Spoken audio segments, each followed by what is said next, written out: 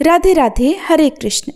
मार्गशीर्ष यानी अगहन महीने के शुक्ल पक्ष की एकादशी को मोक्षदा एकादशी कहा जाता है और इस दिन भगवान विष्णु और भगवान कृष्ण की उपासना का विशेष महत्व है।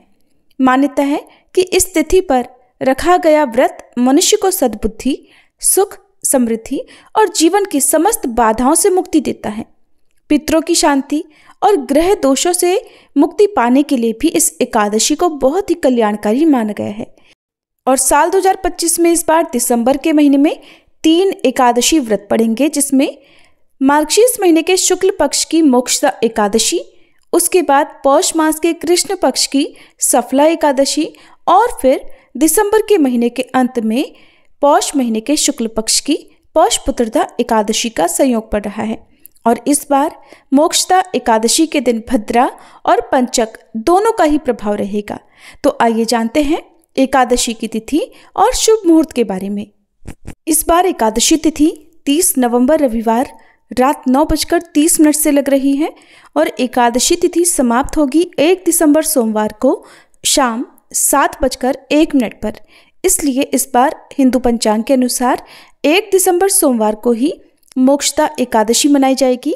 इसी दिन व्रत भी रखा जाएगा और हर साल मोक्षदा एकादशी के दिन ही गीता जयंती भी मनाई जाती है, क्योंकि आज के दिन ही भगवान श्री कृष्ण ने कुरुक्षेत्र के मैदान में अर्जुन को भगवत गीता का उपदेश दिया था और उन्हें उनके कर्तव्य का बोध कराया था।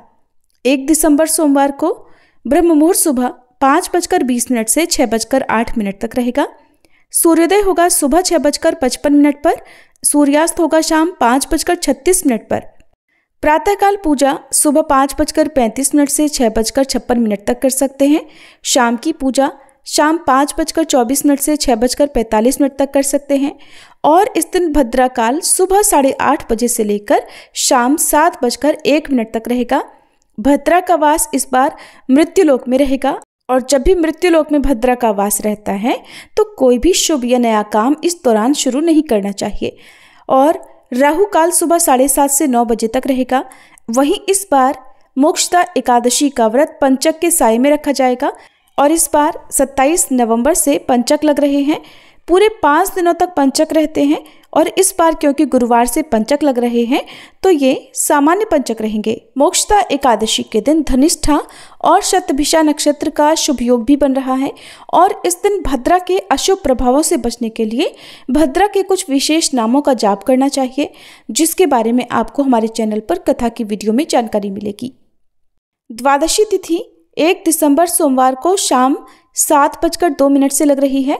इसी के साथ हरिवासर का समय भी शुरू हो जाएगा और 2 दिसंबर मंगलवार को द्वादशी तिथि दोपहर 3:57 पर समाप्त होगी।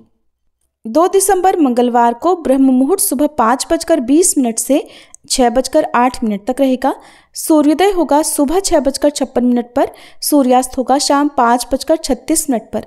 प्रातःकाल पूजा मुहूर्त रहेगा सुबह 5:36 से 6:57 तक और शाम की पूजा का मुहूर्त शाम 5:24 से 6:45 तक रहेगा। राहु काल दोपहर 3 बजे से 4:30 बजे तक रहेगा।